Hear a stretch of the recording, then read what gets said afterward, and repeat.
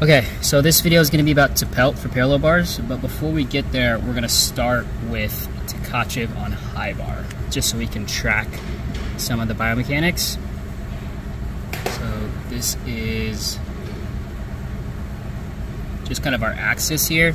Sorry if it's a little lopsided on the phone, but I'm going to put the high bar right in the center of those crosshairs. So, if this is your handstand position on top, a high bar to Tkatchev, we're looking to hit the bottom here. Now, what I'm going to draw is what I would consider the most efficient in terms of height, distance, and rotation. Those two things are opposites, so we're looking to get the most of both of them to have the most efficient Tkatchev. And that's going to look something like this. So we're hitting all those quadrants. In between those quadrants, I'm going to draw this in black just so we don't get lost. Looking something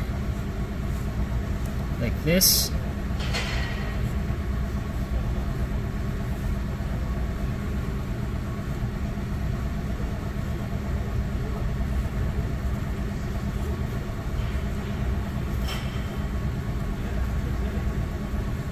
So you can see how this is almost like a mirror image on every side, right? So you'd go handstand, close, we're pushing away from the bar to that straight position. This is our arch. So we get a mirror all the way around. Now, like I said, this is general to maximize both height, distance, and rotation. So what you're gonna see is a lot of guys will shift this depending on what they need or depending on flexibilities or personal strengths or personal weaknesses. You might see a tap that happens, or you might see this position here shift just a little bit this way, which is going to give you a little bit, something like this, a little bit more height because the kick's going to go farther, but you're going to sacrifice rotation to do that. And then if you were to kick early, so your vertical position is somewhere here, you'll get a ton of rotation, but you're not going to get the height and distance. So this is what I would consider gold standard. It's an easy way to just kind of visually check an athlete who might be struggling with the skill, because you have those very clear checkpoints all throughout the skill. Just an easy way to kind of manage it in your head. So this is Tkatchev. Now Tippelt, almost exactly the same skill as Tkatchev, but we've introduced a floor. So on high bar, whereas you could kick there fairly easily, on parallel bars, if you kick there, you're kicking straight into the floor. So what's going to happen is this whole thing here is going to shift. So we can't have that nice long vertical in this position. So we want that nice long vertical to be somewhere here. So we have enough space to completely stretch out and still complete our tap. So now what I'm going to do, I'm going to erase all of this and redraw this chart as if we've just rotated our angles, okay? So the one change here, actually I'll draw it exactly like this and then we'll go through it. So this makes our dotted lines here.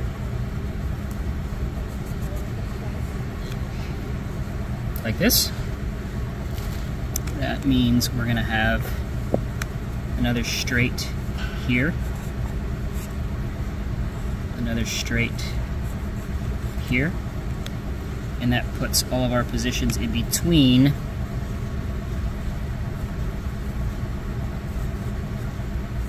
like this.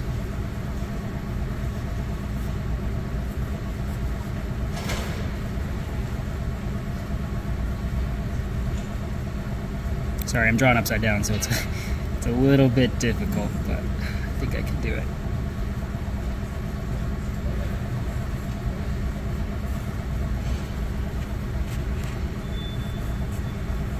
There you go, something like this. So of course, the change here is we've introduced a floor. We can't kick below the floor. But the secondary change is we can't start before handstand, right? So this position is placed here. And that's what makes this a little bit weird to learn, because naturally this rotated cross axis, I'm gonna draw it in black just so it's a little bit clear. Same as high bar, rotated. It wants to start here.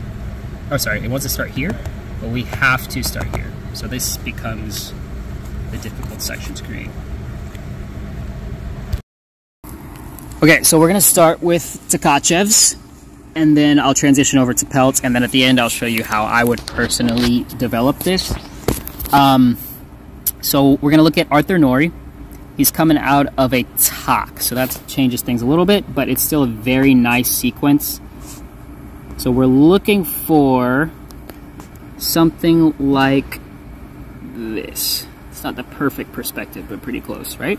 So this would be our gold standard. Again, it's going to differ just based on individuality. If you got tight shoulders, if you're a quicker twitch, if you have a really good understanding of the bottom, you can kind of adjust some of these things. But I just want to show how these little tiny changes on the backside play out through the front. So we'll go through Nori first, and then I've got a video of Fred Richards after. So let's see it. He closes here just like we would expect, just a little bit early there. So we're looking for something that looks like this with a vertical, sorry, with a horizontal on that blue line. But that's okay because he's a fantastic athlete. So even though he doesn't get perfect there, he still picks it up at the bottom. Now what we know is that if you have shifted this axis slightly, this one, it's not that bad. This one slightly, that on the other side you'll have to make up for it. So because he was a little bit shifted in the back, he's gonna have to kick a little bit farther through the front, which should give you extra height, which is perfect because he's doing a laid out Tkatchev. We can see he's a little bit under rotated. Again, we know that height and distance and rotation are a trade-off. So he kicked his toes up higher to get higher. So he's gonna lose a little bit of rotation on the other side of it. But that's okay, he just kind of does a little bit of an extra stretch here and a little bit of a windmill, and he's got it. For the rest of this sequence though, he's dead on, and we can see that right there, perfectly vertical. He still kicks his toes a little higher to get extra height, but that's what you want here because he's doing a double Tkatchev connection. So you want the height, less rotation so that you can prep for the next Tkatchev. So we can see how that works. I'm going to take it over to Fred now. This is not the best angle, but I think we can still see what we want to see here.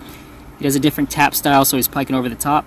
But we can tell right there, this position is a little bit early. So we would expect to see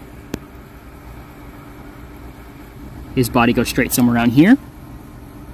But that's okay. Again, another phenomenal athlete. So he still hits the bottom of this.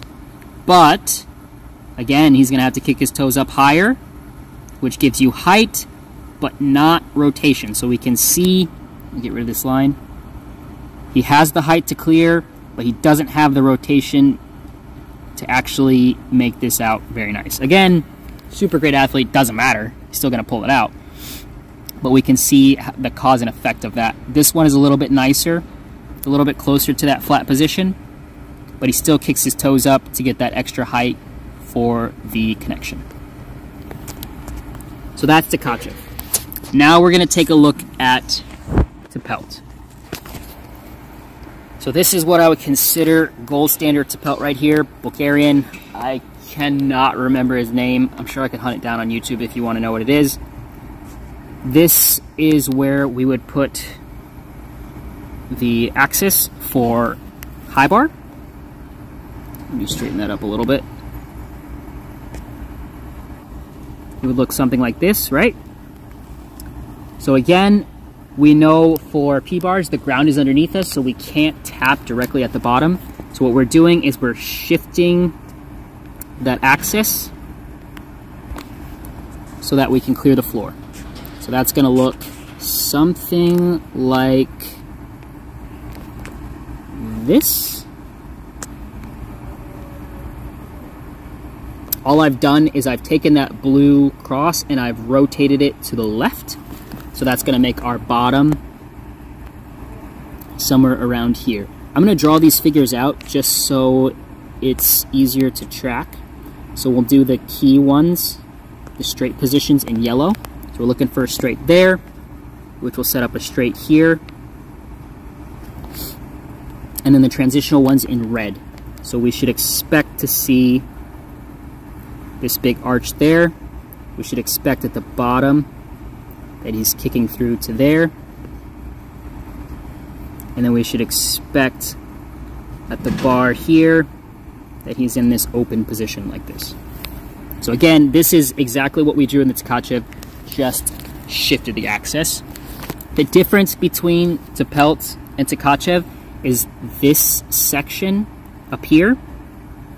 Because we have to start in a handstand that's not on axis, what we do from here to here is going to depend just on your athlete. Whatever they can do to get to this first figure here is gonna be, it's gonna be okay. So we'll play this through. Again, this is gorgeous. I'll play it through in normal speed just so you can see how nice it is. Sorry, I already drew. Boom, boom. It's huge. Tippelt to handstand. Play that one more time just because it deserves recognition. Boom, boom. Very nice. So now let's go step by step. Again, I drew the figures we should expect to see. Booms. There it is, that same position.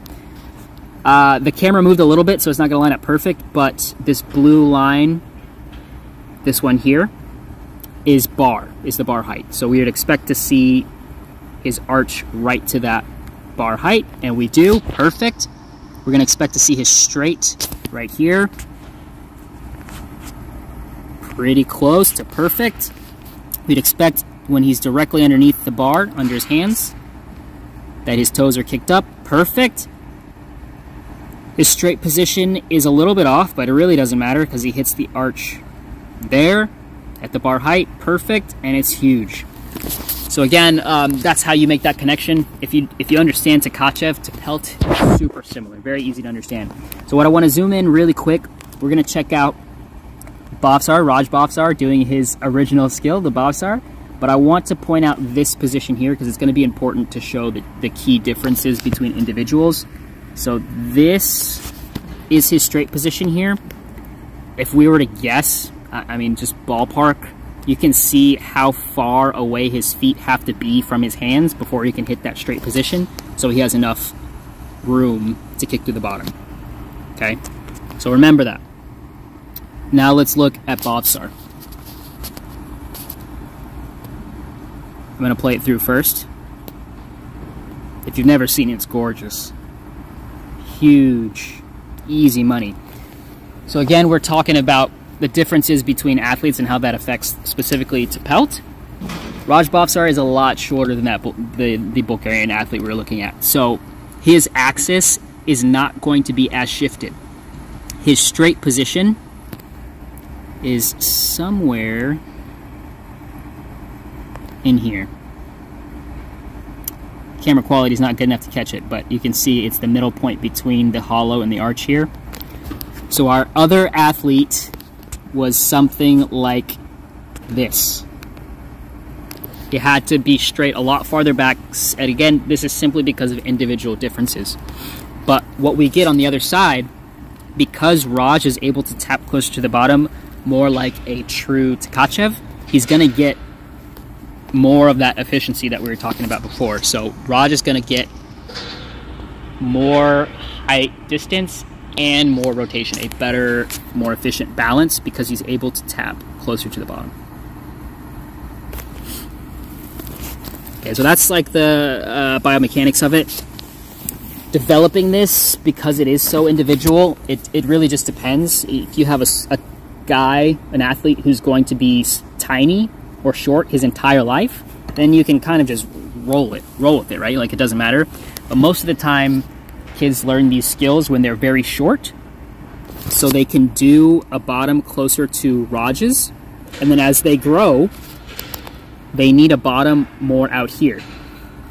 So it's important that as you're developing this skill, we don't get stuck on doing it specifically this way, because if they stick with this axis as they grow, it becomes impossible for them to do this skill as they get taller. Again, that just depends. You have a kid who's done growing, that's it. When he's 15, 16, then it doesn't matter. But if you have a kid who's going to put on an extra foot of height, you kind of want to continually maintain this axis. So this is how I would do it. It's a fairly simple process. You're just going to jump, tuck swing through the bottom, not a big deal. The important part here is a pike swing through the back. So the pike swing, what it does is it forces them to find the point that they can start to open. So if I started to open here, I would hit the floor. If I started to open here, I would hit the floor. If I started to open here, I can clear there, right? So now that I'm able to clear, boom, that's the perfect axis for my body. My height, my shoulder flexibility, my twitch, muscle twitch, everything. It's the first point that I'm able to clear, so that is the perfect spot for me. And of course, we're going to continue this to the back. So that's that same open position that we had before. Boom, boom, boom. There's the straight.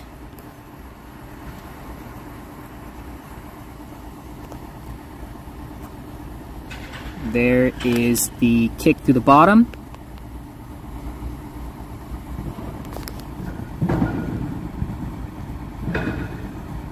And there's the arch at the bar.